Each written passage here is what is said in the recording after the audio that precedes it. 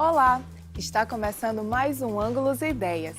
Aprovada com um texto base repleto de pontos polêmicos, a reforma trabalhista abriu um leque de discussões sobre as relações de trabalho. O texto original pode sofrer alterações, mas da forma como foi sancionada, a reforma toca em vários pontos importantes da CLT e por isso tem sofrido muitas críticas. Mas na prática, quais os efeitos das mudanças previstas nessa reforma? É o que a gente vai tentar entender hoje no Ângulos e Ideias. E para conversar com a gente sobre isso hoje, trazemos o advogado e contador Fabiano Lopes, o juiz do trabalho Paulo Montaverne e o educador popular Acrísio Mota. O Ângulos e Ideias já está no ar.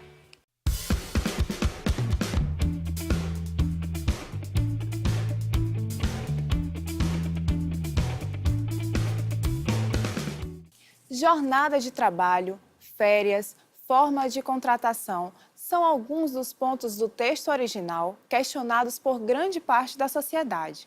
Bom, o fato é que após a reforma trabalhista ser sancionada, novas regras devem entrar em vigor. A previsão é que isso aconteça a partir de novembro. E um dos principais pontos da reforma é que algumas questões trabalhistas agora podem também ser definidas através de acordo sindical ou com o próprio patrão. Então, acho que a gente pode começar discutindo como o trabalhador pode ser beneficiado ou não com esses acordos. Eu quero lhe dizer que eu começo criticando, né?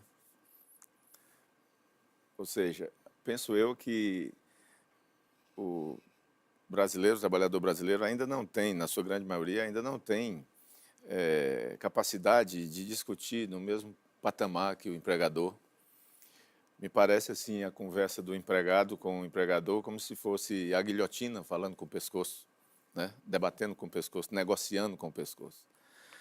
Então, permitir esses ajustes direto patrão empregado me parece que não é interessante. Não é nesse ponto, a reforma não me parece que seja tenha favorecido em nada o trabalhador. Muito pelo contrário. Pra você ter uma ideia, até hoje, uma rescisão, por exemplo, a rescisão do empregado que tem mais de um ano de trabalho, ela para ser homologada, ela deve ser homologada no sindicato do trabalhador ou perante o Ministério do Trabalho.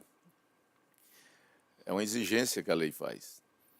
Justamente porque na hora do acerto do pagamento rescisório, é interessante que o empregado que não tem normalmente formação bastante para definir se ele está sendo logrado ou não está sendo logrado, ele possa contar com a assistência do sindicato e o sindicato, evidentemente, zela pelo interesse dele.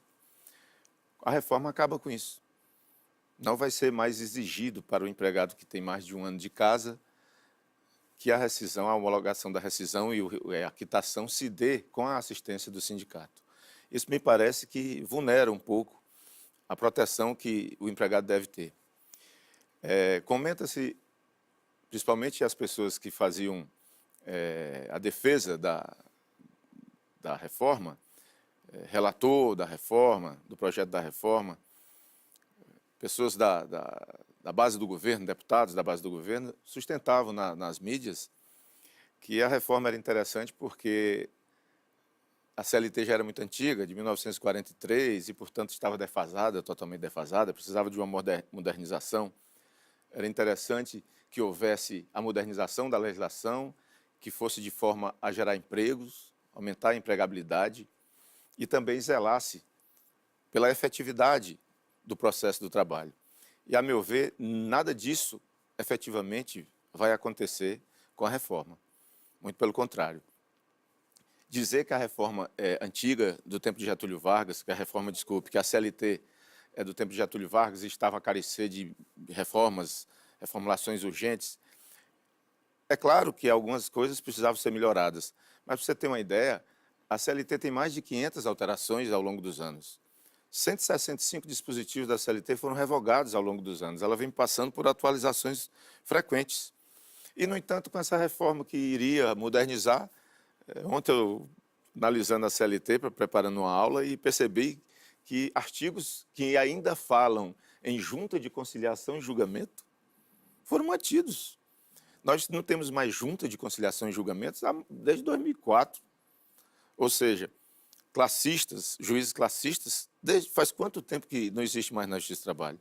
E, no entanto, a reforma que tanto zelava pela modernidade esqueceu disso. Também não tocou no ponto. O que dizem que a modernidade, você vê muito falar em modernidade e falam assim, o teletrabalho vem modernizar as relações de trabalho.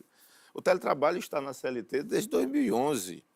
O que vai alterar, e aí você vê se é bom ou é ruim para o trabalhador, o que veio de reforma a respeito do teletrabalho foi que o trabalhador, à distância, ele fica, a princípio, excluído do regime de hora extra.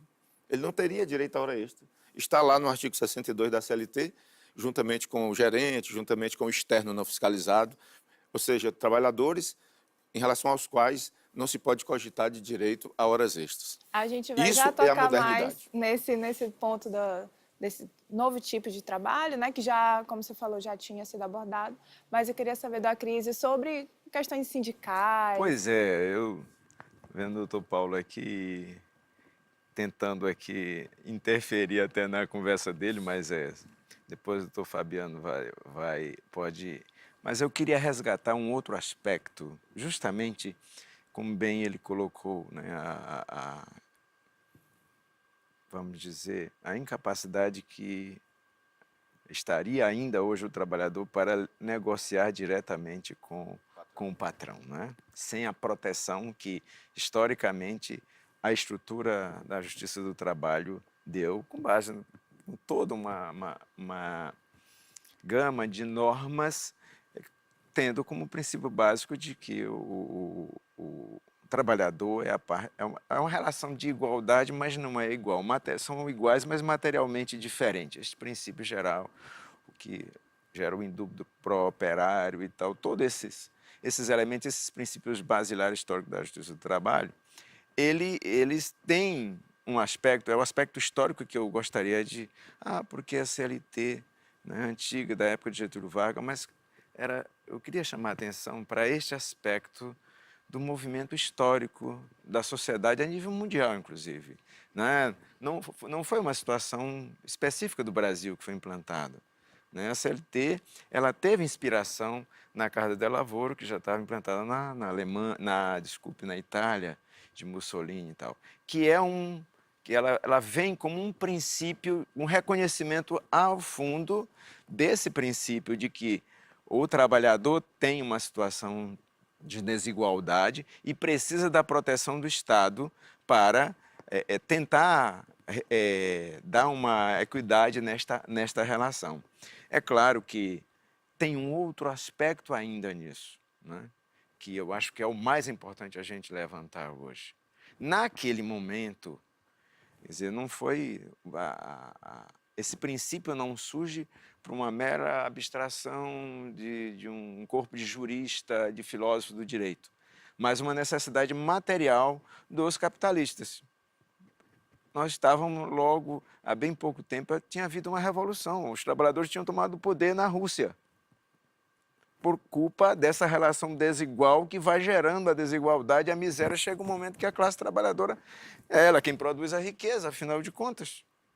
Chega um momento que ela diz, cara, eu estou produzindo toda a riqueza e estou ficando sem nada e na miséria. Então, no momento de uma crise aguda, tomou seu poder. Então, esse princípio, ele advém dentro desta preocupação, que eu diria, inclusive, maior, dos capitalistas, dos burgueses de então. E existe uma frase célebre que é atribuída a Getúlio Vargas, que se dirigiu aos burgueses nacionais e disse, olha, vamos dar os anéis para que a gente possa, se vocês não derem os anéis, vocês podem perder os dedos. Ou seja, assim como na Rússia os trabalhadores tomaram o poder, pode ocorrer aqui no Brasil também. E assim ele convenceu e os representantes no parlamento aprovaram, as normas foram sendo aprovadas e criou-se toda uma estrutura protetiva para dizer o seguinte, os trabalhadores não precisam fazer greve. Olha, tem mais um fato histórico muito importante. Em 1917, enquanto os trabalhadores tomavam o poder na Rússia, no Brasil houve uma greve geral em São Paulo e Rio que durou 40 dias. Tinha um processo de ebulição das lutas dos trabalhadores no Brasil. Então, com toda essa estrutura protetiva, o Estado estava dizendo, trabalhadores, deixe comigo que eu resolvo. Daí que lei de greve é uma coisa que vai surgir depois, mas antes ficou proibida a greve e tal. Não. O princípio era o sindicato negocia com o patrão é obrigado a comparecer para a negociação, se não for o Ministério do Trabalho intervém, chama, e se ele não aceitar, se não houver negociação, quem vai resolver? A Justiça do Trabalho através do dissídio coletivo, no caso, cria-se o dissídio anual, tem todos esses princípios para garantir essa proteção. Então, só para passar, que eu acho que o doutor Fabiano está, só para concluir este raciocínio histórico, é que o que eu vejo no atual momento, do Paulo, é que parece que os capitalistas estão se sentindo tão seguros que resolveram abdicar deste instrumento de controle da reação, de uma possível reação operária. E eu diria mais, sou um estudioso do Karl Marx, que ele tem uma obra fundamental que é O Capital, que estuda as leis de formação, de como o capital se desenvolve, e ele coloca que ciclicamente o capital entra em crise, e chega no momento que ele entra em crise para o capital o que é? A redução da taxa de lucro. Então, no momento, nós estamos a nível mundial, inclusive, mais um final de ciclo em que essa taxa teima em cair assustadoramente. E o capital está precisando de níveis de exploração que nos ciclos anteriores a China era o tal. Agora ele precisa mais de outros, eu chamo de territórios de caça. Me parece que o Brasil é o território de caça neste momento por excelência do capital. Que eles estão precisando disso e as favas, os controles, o negócio é vamos sobreviver e vamos ver o que dá. Parece que é um pouco disso. Fabiano, por favor. Pois bem, eu tenho uma análise um pouco diferente. Tanto os acordos quanto as convenções, na verdade, o papel do sindicato não foi retirado. O que eu observo é que, a partir de agora, os sindicatos deverão ser efetivamente sindicatos. A quitação, seria pelo termo de quitação, e aí teria aqueles efeitos que a reforma apresentou, poderá ser emitida pelo sindicato com segurança. E os empregados, não precisam não estar sindicalizados. Eles só não são mais obrigados a pagar pela contribuição sindical. Então, o princípio da liberdade está sendo aí, na verdade, preservado. Está se devolvendo ao empregado o direito de escolher se aquela determinada categoria está sendo bem representada ou não. E eu ainda vou mais. A unidade da representação sindical na mesma base territorial deveria também ser revista, porque deveria haver concorrência entre sindicatos. Aquela associação, aquela entidade que melhor represente a categoria, ela sim seria mais contemplada com contribuições, teria mais adeptos. Mais, né? Prestação de serviço. Aí a gente observa... Seria mais legítima, né? Isso. Por isso que eu digo que, apesar do acordo individual ser autorizado, isso não vai tirar do empregado a possibilidade de ele ter a sua assistência sindical. O Brasil tem uma quantidade de sindicatos, mais de 15 mil. É uma coisa assim imensa. Então, esse é o primeiro ponto, doutor Paulo e a crise, que eu chamo a atenção, que apesar de apresentar na lei a possibilidade de uma negociação direta, não existe a proibição do acompanhamento sindical. E agora a gente tem uma outra situação. O sindicato, ele só vai receber daqueles que efetivamente se propuserem a pagar. Ainda tem uma coisa, o empregador, ele é obrigado a reter o valor da contribuição sindical desde que ele seja notificado pelo empregado de que aquilo foi autorizado. quanto às questões revolucionárias da Carta del Lavoro, que é uma carta política, que ainda não foi nem legalizada como aconteceu no Brasil, eu sou um pouco avesso à questão da violência dessas revoluções sangrentas, onde se mata criança, todo mundo em prol de algo melhor. E até mesmo porque o que se provou foi que a inclusão aconteceu pela liberdade de escolha. Enquanto que a gente pode observar até com o Prêmio Nobel, já que entrou um pouco no aspecto econômico, no Prêmio Nobel que aconteceu com Friedrich Hayek, observou-se já nos ensinos, nas observações do Ludwig von Mises, que o valor ele não é objetivo, como Marx descreveu no Capital, mas subjetivo. Então, são coisas assim que ainda permeiam uma discussão que está fechada no século XIX, final do século XIX, no início do século XX, e estamos no século XXI.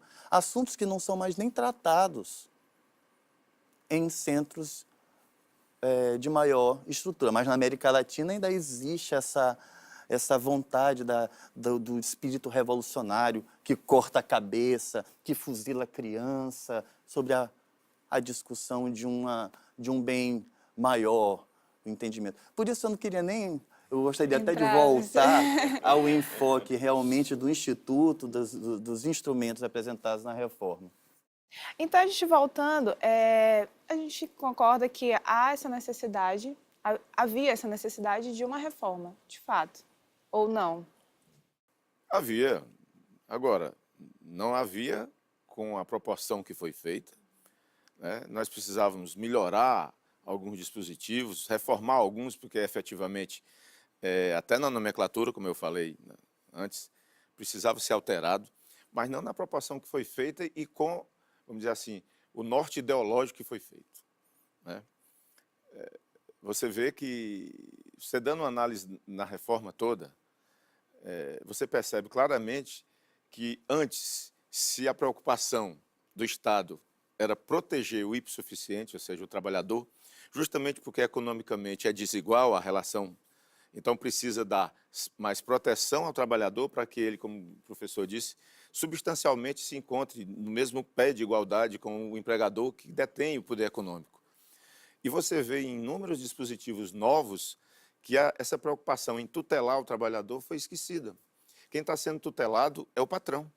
E é difícil você entender como é que, numa relação em que o poderio econômico se depara com a fragilidade de quem precisa de emprego, principalmente numa situação como a nossa atual, de baixíssima empregabilidade, o protegido passa a ser o detentor do capital. Me parece esquisito. Veja bem, vou lhe dar alguns exemplos. Quando se fala a respeito dessa reforma, é normal que se detenha mesmo nos pontos que tocam a respeito de sindicato, de convencionado sobre o legislado e tal, mas há detalhes pequenos que denunciam claramente qual foi o interesse do legislador. A começar por um pacote pronto. Você vê que não se pôde, as várias emendas apresentadas, tanto na Câmara como no Senado, elas foram rechaçadas de modo até, vamos dizer assim, violento, né? Parecia que vinha um pacote, é dessa forma que vamos aprová-lo. E tem mais, o relator no Senado chegou a, no meu modo de entender, o absurdo de, ao invés dele acatar as emendas que foram apresentadas no sentido de assuntos que eu vou falar daqui a pouco, simplesmente disse, não, isso fica a cargo do presidente que ele vai vetar. Tipo, trabalho insalubre para grávida. Atualmente, a legislação proíbe, seja a insalubridade de qualquer grau. É proibido grávida e lactante atuar em condições e em trabalho insalubre, qualquer que seja a insalubridade. Agora, a proibição será apenas para a insalubridade em grau máximo. A princípio, é permitida a grávida e a lactante atuarem em trabalho insalubre. Elas teriam que buscar um médico de confiança, vamos dizer assim, que lhes desse laudos para que elas apresentassem ao empregador, e ao apresentar ao empregador, não pode atuar na insalubridade média, só pode ir na baixa ou na mínima, né? Ou não pode de modo algum em nenhum tipo de insalubridade. Imagine, o trabalhador brasileiro tem médico assim com a facilidade danada, né? Basta ver a televisão todo dia mostrar filas e filas e filas nos postos de saúde. Então, cria-se embaraço que a empregada vai dizer, olha, se eu estou grávida, já tenho aquele risco de ser dispensada, porque o empregador muitas vezes não liga se ela é estável ou não é. Eu ainda vou me ocupar em acordar de madrugada para entrar numa fila procurando um atestado médico, assim, assim, assado. Então, se você embaraça isso, traz mudança no sentido de dificultar para o trabalhador, facilitando o trabalho insalubre, você sabe qual é o propósito disso. Por exemplo, é de estarrecer se eu disser para você aqui que o trabalhador é o único cuja moral, é o único ser vivente no Brasil cuja moral tem um valor máximo, tabelado. Diferentemente do consumidor, é possível que o empregado se acidente no trabalho por culpa do empregador, fique cego, tetraplégico, metade do rosto queimado, uma fisionomia assim que desperta certa repulsa em outras pessoas e, no entanto, se ele for à Justiça do Trabalho pleitear uma indenização por dano moral, a imagem dele, o sofrimento que foi causado, enfim, buscar uma indenização, e ele for um assalariado mínimo, o máximo que ele vai receber é em torno de 47, 48 mil reais. São 50 vezes o salário mínimo. Aí, veja bem, já o consumidor, por uma mala que se perde, o Zeca Pagodinho com a família viajando para Bariloche, se sentiu ultrajado dentro do avião e recebeu 56 mil reais, dano moral por conta de um problema com o filho dele, enfim. A honra do Zeca Pagodinho, por conta de uma desavença interna no avião, vale mais do que a vida do trabalhador, ou seja, a reparação moral que esse acidentado de rosto queimado, tetraplégico, vale só 50 vezes o salário dele e o consumidor pode ser 200, 300, independentemente da possibilidade financeira do empregador, seja ele uma empresa que tem bilhões de lucro todo ano.